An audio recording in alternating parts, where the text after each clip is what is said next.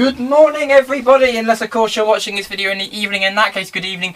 You're watching Time Travel TV, and today we're going to talk about the fascinating subject, the evolution of the First World War fighter aircraft. So, where did it all start? Well, the first official powered flight that you would see in the Book of Records was in 1902 by the Wright brothers in America, and World War I started in 1914. And they had this thing called the airplane, and they said we can do something with this, but they weren't exactly sure what. So they came up, the boffins at GHQ came up with the amazing idea of having an aircraft like this one. This is not a model, by the way. This is the best I can get. This isn't the a perfect model, if you know what I mean. So it would fly over. It can use it for reconnaissance, take pictures, and go, oh, I see Jerry's there, and go, and turn back and tell the boys where to fight. And this was a spiffing idea, and they did this quite happily until the Germans had the same idea, and they go, we can see where the English are now, and then they started clashing. The British aircraft started to see the German aircraft. Like that. Anyway, at the start they started throwing insults at each other, saying, "You silly Bosch! You silly British! You'll never win the war!" "Yes, we will!" Anyway, it went on like that for a while until they started to realise that being rude to each other didn't actually kill them. So, one day, one chap decided to take a flare pistol up with him and take a pop shot at the other side. No one's exactly sure what side started it, but eventually it started to catch on. And they started aiming at point blank range, going poof, and firing little flares at them, which look a bit like fireworks. These had absolutely no chance of hitting the other aircraft, unless of blind luck. But it did make the inhabitants of the aircraft, well, think twice about getting too close. Eventually, somebody had a great idea of taking a rifle up with them. And they would go, aim, aim, aim, and fire. May I just say, it's an open cockpit, remember?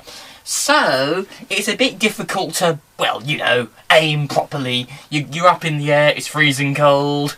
You've got rudimentary flying gear, like this flying helmet here, worn by Biggles here. It's an original one, by the way. It's lovely, isn't it? It's beautiful. Anyway, so what happened is that they started to have a think about what to do. Now, first of all, the French came up with an idea of mounting machine guns on the aircraft. But there was a problem. One, at this time, planes were still made of wood. So the wings weren't strong enough to mount machine guns on. So they decided to mount them in front of the pilot. But what's the problem there? The propeller. If they shoot at the propeller gets mangled up with holes in and is very bad for aerodynamics, and they end up crashing and dying, which is not the aim of the game. So, first of all, the French decide, why don't we mount the machine guns like that, pointing out sideways either side of the outside the range of the propeller. This was only a partially good idea, because although it worked, it was almost impossible to actually use it effectively. Because just imagine you have to fire when they're over there, and it's really counterintuitive. So then what another French chap did was they decided to mount armour plating on the propeller. This meant that if a bullet did happen to hit the propeller, it simply bounced off. But they soon realised that half the time when it bounced off straight back towards the pilot, also making the pilot die, like when it was mounted without them. So it didn't really help much. Eventually, somebody with the angled, strangely machine guns managed to shoot down a German. But shortly afterwards, he was shot down himself, and the Germans captured the aircraft. This is in British markets, by the way. The one that was captured was French. And what happened was the Germans said, this is a very funny... That's French, sorry. I said, this is a very funny sort of contraption.